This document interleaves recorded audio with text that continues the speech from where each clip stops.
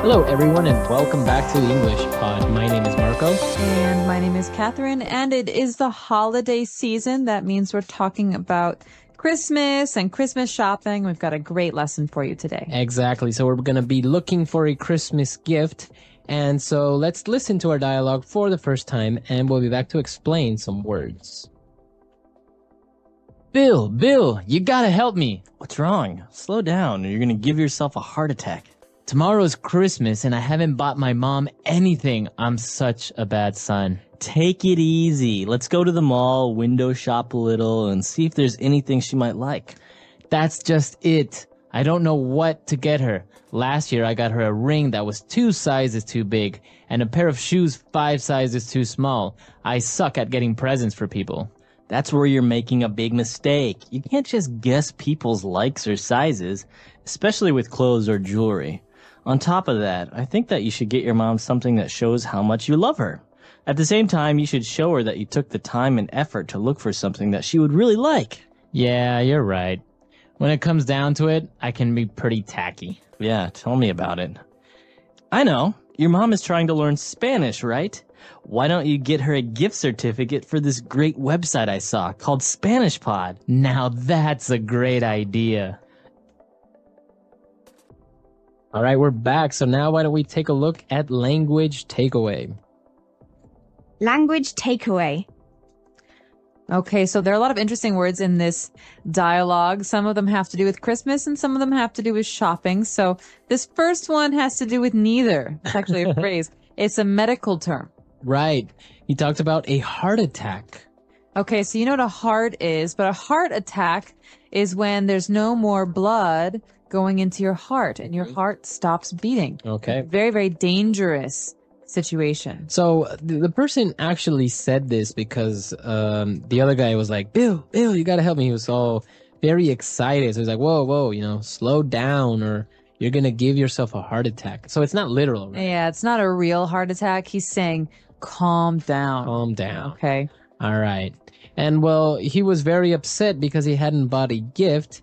And he said, I suck at getting presents for people. I suck at getting presents for people. Well, suck is not a very polite word. My mom used to get angry at me when I used it, but it's a way to say that I'm very, very bad at doing something. Okay. Right. So I suck at playing tennis. All right. Or you could say, I suck at math. All right. But again, this is not something you should use on a test or in an essay because it's very spoken colloquial English. Right. Exactly. And this other word is actually okay to use. And when you're talking about presents or you're talking about decorations, you say something is tacky. Okay, well, if you call something tacky, this is an adjective, so something is tacky, it's really a matter of opinion. Right. Okay, so I think this is tacky, but you don't. Maybe that's a problem. So let me give you an example of tacky.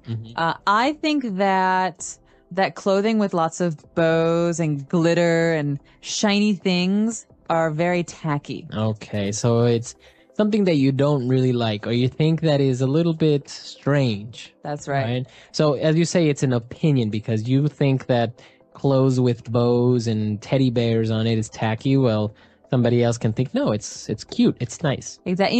You can also describe things that people do as being tacky. So for example, he gave me a present, but he left the price on it. Oh, That's so tacky. Right, that is tacky. All right, so the word is tacky. And moving on, we talked about a gift certificate. You should get your mom a gift certificate. Well, a gift certificate is a very popular form of gift giving now. You know what a gift is, but a certificate is a piece of paper. Okay, so you could have a birth certificate, for example. It says when you were born, where you were born. But in this case, a gift certificate is a piece of paper that you give someone to say, you have this much money to spend at this store. So I could give my mom a gift certificate for a bookstore for $50, and she can go with this piece of paper and spend $50 for free. Okay. Because I already paid. Yeah, so it's kind of a very popular thing to do because sometimes, as in the dialogue, you don't know the person's size or you don't know if they like this color. So you're just like, look, here's, a gift certificate for $100. Go to the store that I know you really like and get yourself whatever you want, something nice. Exactly. But it's less tacky than giving that person cash, right? Right. Cash is considered a tacky gift. Yeah. I'm not really sure why. It just is. It's a social custom, but very popular right now are these gift certificates or even gift cards. They look like credit cards. Very good. All right. So why don't we listen to our dialogue again, and we'll return shortly to take a look at Fluency Builder. Bill, you gotta help me. What's wrong? Slow down, or you're gonna give yourself a heart attack. Tomorrow's Christmas, and I haven't bought my mom anything. I'm such a bad son. Take it easy. Let's go to the mall, window shop a little, and see if there's anything she might like. That's just it. I don't know what to get her. Last year, I got her a ring that was 2 sizes too big, and a pair of shoes 5 sizes too small. I suck at getting presents for people. That's where you're making a big mistake. You can't just guess people's likes or sizes, especially with clothes or jewelry. On top of that, I think that you should get your mom something that shows how much you love her. At the same time, you should show her that you took the time and effort to look for something that she would really like. Yeah, you're right. When it comes down to it, I can be pretty tacky. Yeah, tell me about it. I know. Your mom is trying to learn Spanish, right? Why don't you get her a gift certificate for this great website I saw called Spanish Pod? Now that's a great idea. All right, we're back. So now why don't we take a look at 4 key phrases on Fluency Builder. Fluency Builder. Okay, I like this first phrase. Sometimes I have to use it about other people. Sometimes people use it on me. You say, take it easy. Take it easy. Hey, take it easy. Relax. Yeah, this is a way to say, hey, be calm. Be calm. Yeah. So there's no, you can't really translate it, right? What take what easy? You can't, but So it's just a phrase. There are 2 main contexts. Okay, there are 2 situations where this is really popular. Mm-hmm. One is this. Oh my God, Marco. Oh my God, I'm freaking out. I really need your help on this, and I really need you to just be involved. Take it easy. All right. Relax. Take it easy. Okay. All right. So that's someone who's upset and you're telling them to calm down. Mm-hmm. The second situation is when you're saying goodbye to someone. This is a very kind of, again, spoken language, very comfortable way of saying, hey, see you later. Right. So it's like, all right, bye. Take it easy. Yeah. Take it easy. Have a good one. Yeah. It's a have way a to good say- one is another good. Take Right. it easy. That means, Take life easy. Don't rush. Don't rush. Yeah. Enjoy your life. So if you try this with your English speaking friends, you're saying goodbye. You say, hey, take it easy. Yeah. Bye. Take Bye. it easy. It's a nice one. Very nice. All right. And our second phrase is actually, it's interesting because when he talked about the ring that he got for her mom that was 2 sizes too big and a pair of shoes 5 sizes too small. So the construction there, 2 sizes too big, 5 sizes too small. This is a very important construction, and it doesn't quite make sense when you hear it. So that's what we're going to explain right now. Let me try to explain this using an example. Okay. If I have a size 7 shoe Uh-huh. and my brother gives me a Christmas present of size 9 shoes, I say, Peter, these shoes are 2 sizes too big. Right. Okay, that's the number 2. 2 sizes, TOO, too big. That means they're too big for me by 2 sizes. Okay. Because the difference between 7 and 9 is 2. Right. But if he gives me a size 5 shoe, say, Peter, these shoes are 2 sizes too small. Mm-hmm. That means that, 5 is 2 less than 7. So this is a very popular construction. So you're saying specifically how much bigger or how much smaller the shoes are in the case with the ring or shoes or anything that has a size. Exactly. But the funny thing is you can also exaggerate. You could say, oh, this sweater is so ugly. It's 10 sizes too big for me. Mm-hmm. It's not really It's 10 not really sizes. right.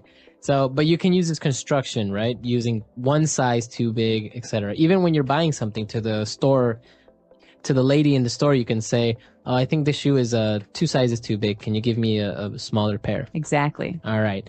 And our third phrase for today, when the person said, yeah, you're right. When it comes down to it, I can be pretty tacky. So we looked at tacky, but what does he mean when it comes down to it? Okay, well, it is very confusing sometimes when we talk about phrases in English. Mm-hmm. But when it comes down to it is a way to say, in reality, or actually, or the truth is yes. Mm-hmm. So it's a way to say something is truthful. Okay, so I can say, when it comes down to it, Catherine is a good friend. Oh, Right? So when times are tough or in the end, or actually maybe you have your small faults, but you are a good friend. Right. Or when it comes down to it, Marco is a really hard worker. So sometimes he likes to play video games, but when it's really important, he will work really hard. Very good. So very good uses of this phrase, and you can use it in many different contexts. And for our fourth phrase, when the person said, yeah, tell me about it. What does it mean, tell me about it? Tell me about what? Okay, well, this is a really very popular phrase. You hear this all the time, and it's a way to say, yeah, I agree. I understand. Okay? I understand. So this is a phrase that means agreement. Okay, so I could say, God, I really hate winter because when I leave work, it's always really dark. Yeah, tell me about it. It's always dark and it makes me feel lazy. Right. And so Marco is agreeing. He says, I don't like it either. Yeah.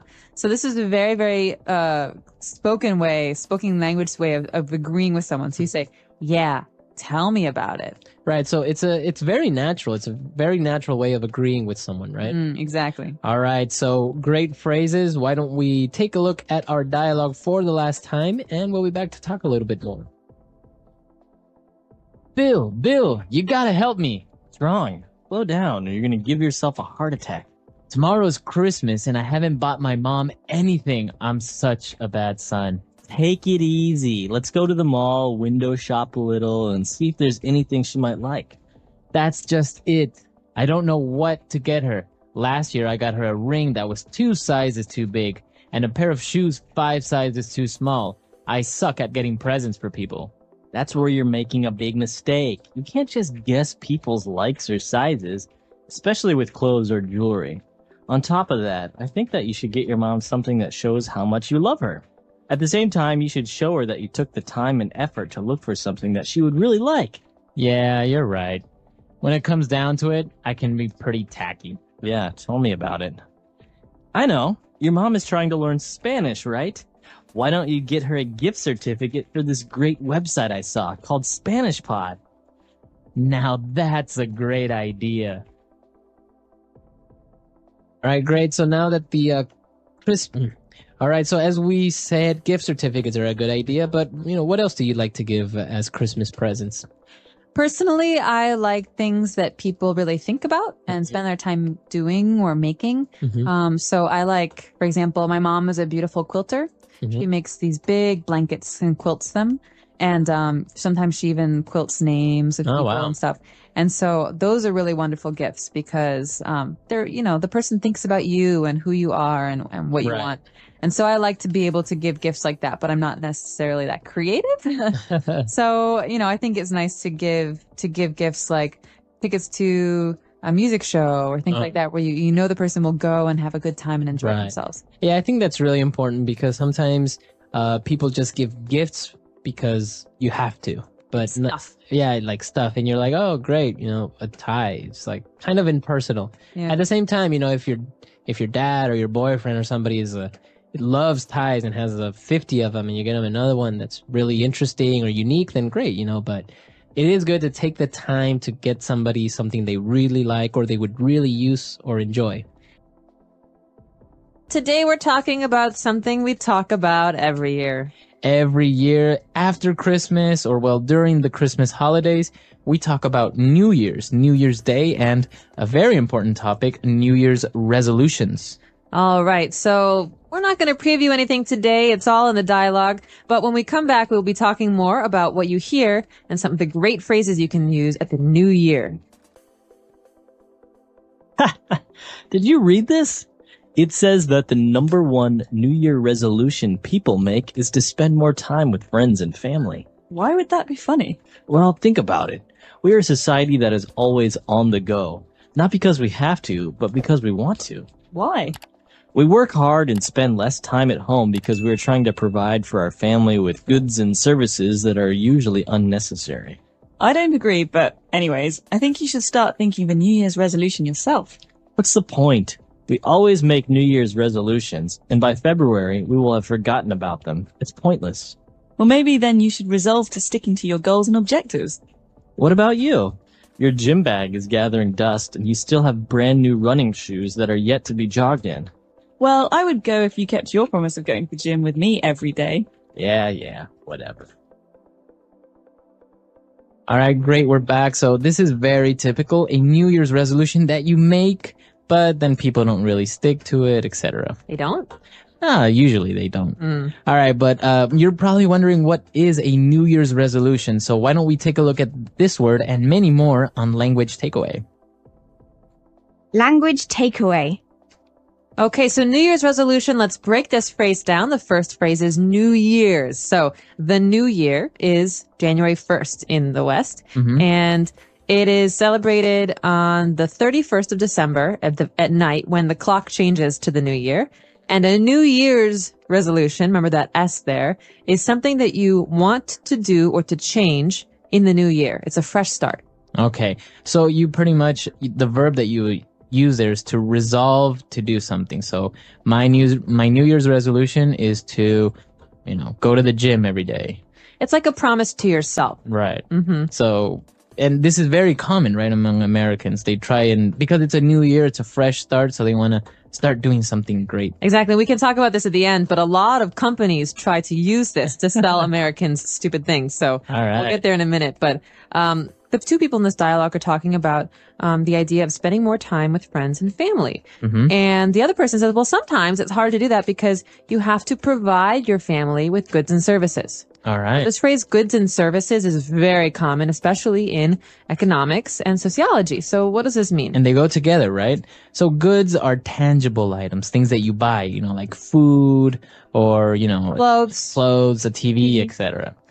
Stuff. And services, of course, are other things like, for example, going to the doctor or the dentist or any other service you get. So service usually includes another person doing something for you. But you might not actually get something physical like a TV if you pay for it. Right. So goods and services, it's included in this phrase, always goods and services. Very good. And well, moving on, as we mentioned with the New Year's resolution, we had that verb there, to resolve. So what does it mean if I want to resolve? Okay, well, to resolve, as we said, is to decide or to promise yourself to do something. So it's a decision that you don't want to change your mind about. For example, this year, I've resolved to quit smoking.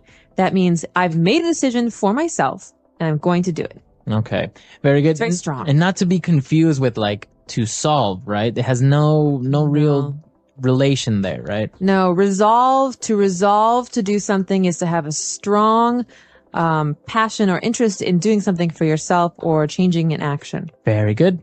And well, our last word for language takeaway is brand new. Something that's brand new. Brand new. So buy a brand new car. Come down to Catherine's car lot. So brand new is something we hear a lot in marketing. It's also something that these words just go together very often.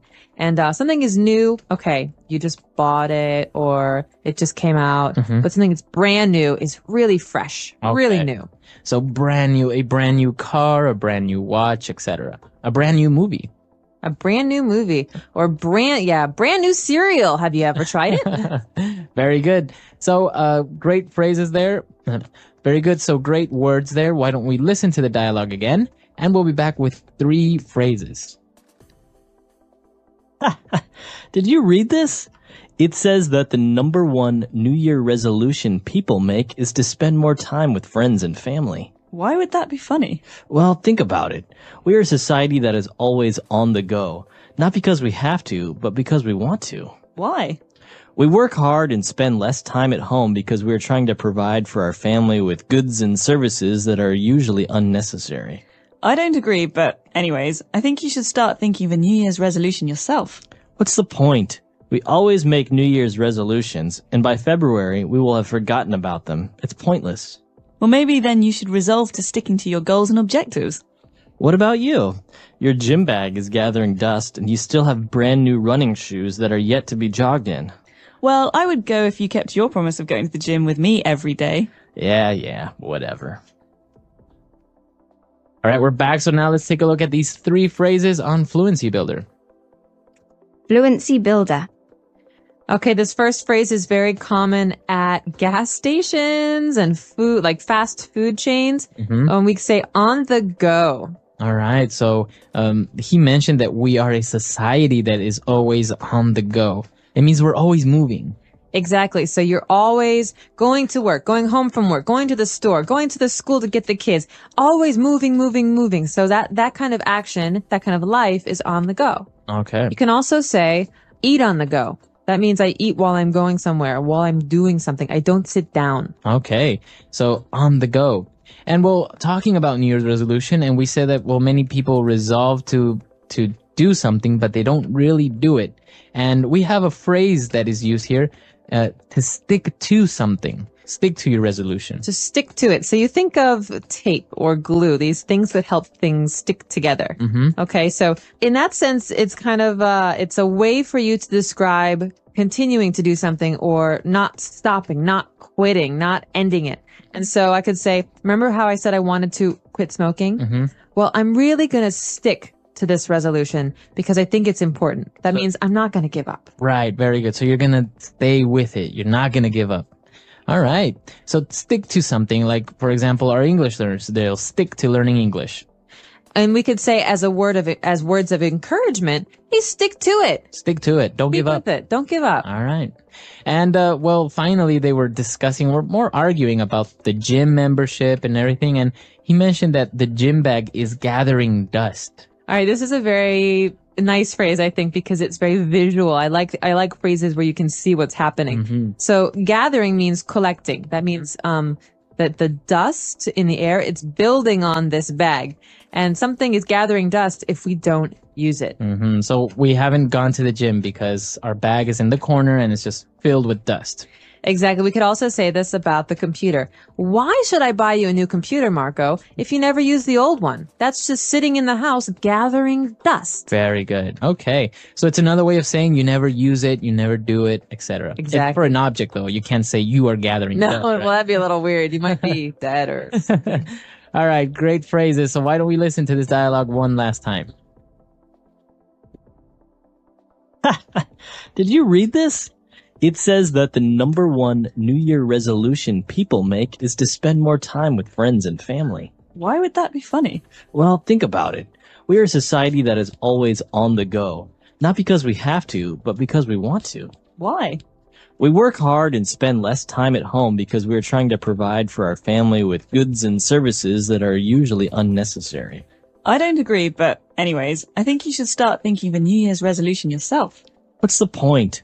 We always make New Year's resolutions, and by February, we will have forgotten about them. It's pointless. Well, maybe then you should resolve to sticking to your goals and objectives. What about you? Your gym bag is gathering dust, and you still have brand new running shoes that are yet to be jogged in. Well, I would go if you kept your promise of going to the gym with me every day. Yeah, whatever. All right, we're back. And well, as you mentioned, there were some interesting things about this dialogue, especially when they talked about a society that's always on the go. And you mentioned that, well, sometimes you eat on the go. And I've seen people in the United States that are actually eating while driving. I'm guilty of doing that. Really? Yeah. Have no time to actually sit down for like 15 minutes and eat. Now, I remember being in high school at home and, you just have so much stuff to do. You have school, then after school, there's soccer practice. After that, there's music lessons, and you never have time to eat. So you have to grab food in the car. And then on the way home, you're picking things up and you get home and you do your homework or whatever. There's so much stuff to do, and it doesn't stop. It doesn't stop when you grow up. It doesn't stop if you're an older person. It's the way life is in America. Wow. Yeah. That's really interesting because I think many of our listeners that are in other countries would find that a little bit peculiar if they actually went to the United States and saw somebody in their car, like having a hamburger while driving, and sipping on their soda. Yeah, it's kind of sad, actually. Well, that's the thing. You don't have much time. But actually, this is based on true events, kind of, on the fact that many Americans do want to spend more time at home with their friends, with their family, because, as you say, you're always so busy. And I think it's a nice resolution to resolve to have dinner with your family once or twice a week at home, where you sit down and you talk about your lives. It's nice because you get to share and you get to know each other better. And, otherwise you're always just on the go in different places. Yeah, exactly. Today we have a very exciting elementary lesson for you. That's right. We are going to take our clothes to the dry cleaners. Oh, okay, so that means we have some dirty clothes. They need to be cleaned. Let's listen to this dialogue one time, and when we come back, we'll be talking about the words and phrases that you hear in it. Thank God you were open. I have an emergency. Hello, Mr. Henderson. What can I do for you? I need this dress and this suit dry cleaned ASAP. Okay, I can have it ready by the end of the week. No, you don't understand. I need this tomorrow morning. I accidentally spilled beer all over my wife's dress, and we have a wedding to attend tomorrow. She's gonna kill me. Okay, I can have it ready tomorrow afternoon, but this suit is also very stained. I can't guarantee we can remove it completely. Fine. Can you also iron and starch this shirt? Certainly. Great. This is our secret. If you see my wife, say nothing to her about this. All right, we're back. So now there are probably a couple of words that you didn't understand. So why don't we look at those now in language takeaway? Language takeaway. Marco, you already told our listeners about one phrase, to dry clean. So dry cleaned. All right, so that's when you take your clothes to a professional who doesn't only wash them, right? You don't just put water and soap on it.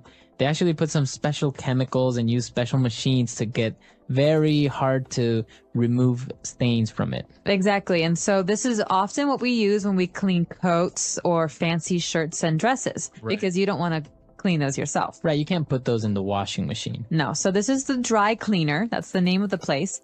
And the action, what they do is they dry clean clothes. Okay, very good. All right, well, I mentioned that we take them to the dry cleaners because we want to remove stains. Okay, so a stain is a mark or some color that does not come off, does not go away. All right, so for example, sometimes you can have a wine stain. Ooh, wine stains are the worst. They're red and they never come off. Or blood stain. Or blood stain. Ooh. Right, so a stain is a noun, but you can also use it as an adjective. My shirt is stained. Okay, so it's stained. My pants are stained and I can't wear them again. Again, now you can also use it as a verb. I stained my pants. All right. So it's a verb, it's a noun, and an adjective all in one. Easy to remember. Well, there's another word that's, related to this word. We spilled something, okay? So I spilled wine and it stained my shirt. Okay, so to spill. And that means that you took some liquid and you put it onto your clothes. Or you dropped it and it made a mess. Okay, right. So I spilled some milk. Okay, spilled. Now, it's pronounced differently from spell, right? That's right. It has spill. an I, spilled. All right, now our next word is also a noun and a verb, to iron. To iron means to make something flat with no lines, okay? To smooth it out. So we use an iron to iron. Exactly. It's so the metal electronic object. it gets very hot. So you wash your shirts, for example, and your shirts are wrinkled because you just washed them. So you need to iron them. That's right. And so you smooth them out, you flatten them with this object, an iron. Okay. And, well, usually, if you take them to the dry cleaners, they will iron them and also starch them. Okay, so to starch something means to use some powder or chemical to make something stiff or hard. So the noun or the chemical is also called starch. Exactly. So you think of a shirt with many buttons that a man wears to work. He has a collar around his neck, and that needs to be high and tall. It can't be flat and wrinkled. And so a dry cleaner will use starch to make sure that this stands up. Okay, very good. So those are 5 key words for the dialogue today. Let's listen to the dialogue again, and we'll be back with Fluency Builder. Thank God you were open. I have an emergency. Hello, Mr. Henderson. What can I do for you? I need this dress and this suit dry cleaned ASAP. Okay, I can have it ready by the end of the week. No, you don't understand. I need this tomorrow morning. I accidentally spilled beer all over my wife's dress, and we have a wedding to attend tomorrow. She's gonna kill me. Okay, I can have it ready tomorrow afternoon, but this suit is also very stained. I can't guarantee we can remove it completely. Fine. Can you also iron and starch this shirt? Certainly. Great. This is our secret. If you see my wife, say nothing to her about this. All right, we're back now, so let's take a look at Fluency Builder. Thank God. Thank God. All right, what is this phrase? Thank God. Okay, this is a phrase we use in English to say that we're happy about something or that we're relieved. Okay. So maybe I'm nervous that the mail isn't going to come today. And then the mail comes and I say, "Oh, thank God. The mail came." Yeah. Okay. I'm happy. I was hoping it would come. So you're relieved. Thank God. Now, is it we are using the word there, God, but it doesn't really have a religious connotation that much, right? Not anymore. No. It's usually just a phrase. Exactly. Okay. Now, what about this acronym ASAP or ASAP? ASAP. So as soon as possible. Okay. It's an acronym. So the first letter comes from the word. It means as soon as possible, very quickly, right away. You always hear that in an office setting as well. I need those papers ASAP. I need those reports ASAP. Exactly. So you can say it either way, ASAP or ASAP, and it means immediately. Okay. And he said that he needed the suit ASAP, and he said, I can have it ready by the end of the week. Okay, so that might not be fast enough for the client, for the person here who has the stain, but the end of the week is a very, very useful phrase because it means that maybe today's Monday or Tuesday, by Friday or Saturday, we'll have this ready for you. Okay. Because we think of the end of the week as Friday, maybe Thursday, Friday. So I can say the end of the week or the end of the day. Exactly, the end of the month. Or the end of the year. Exactly. So the end of is usually the the last time. So thank goodness it's the end of the week. I'm ready for my weekend. Very good. Okay. So great phrases there as well. Let's listen to the dialogue for the last time. Thank God you were open. I have an emergency. Hello, Mr. Henderson. What can I do for you? I need this dress and this suit dry cleaned ASAP. Okay, I can have it ready by the end of the week. No, you don't understand.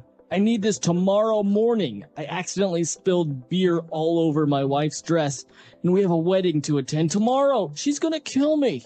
Okay, I can have it ready tomorrow afternoon, but this suit is also very stained. I can't guarantee we can remove it completely. Fine. Can you also iron and starch this shirt? Certainly. Great. This is our secret. If you see my wife, say nothing to her about this.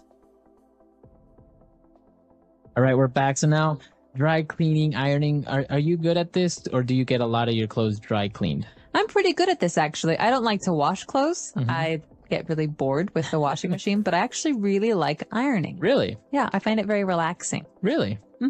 I usually find it very frustrating. Really? Why is that? Because I can't really iron well because I start on one side and I'm getting all the lines out and then the other side gets wrinkled or lines appear where I don't want them to appear. It's very frustrating for me. It is frustrating. It takes some practice. My suggestion is to use the spritzer. In the iron there's some water that can come out like that.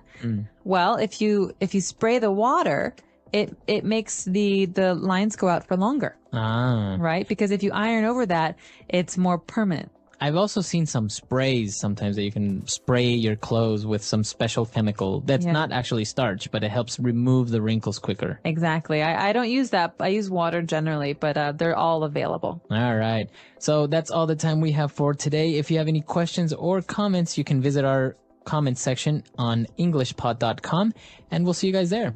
Bye, everyone. Bye.